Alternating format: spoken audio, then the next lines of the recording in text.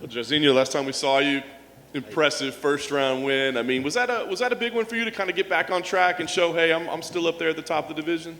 Yeah, it was. It was a big one.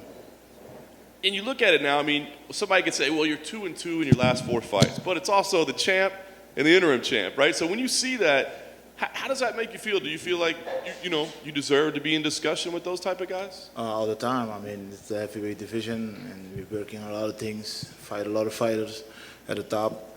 And, yeah, it's always fucked up when you lost, but you want to win, so anyways. Yeah. But it goes sideways.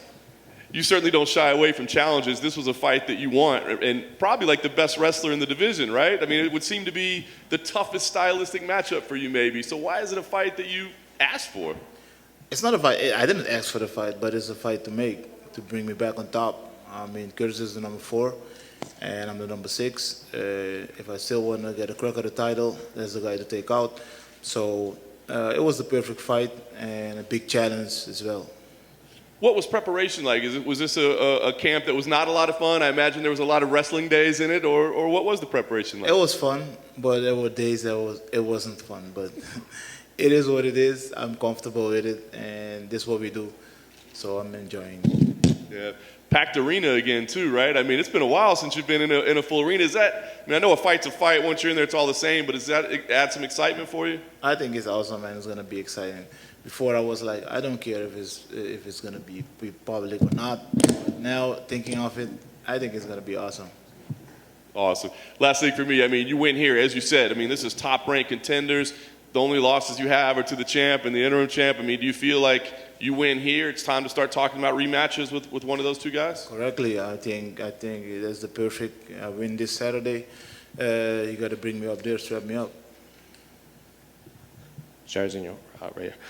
We did an interview with Curtis earlier this week, and he called you similar to Derek Lewis, just not as good.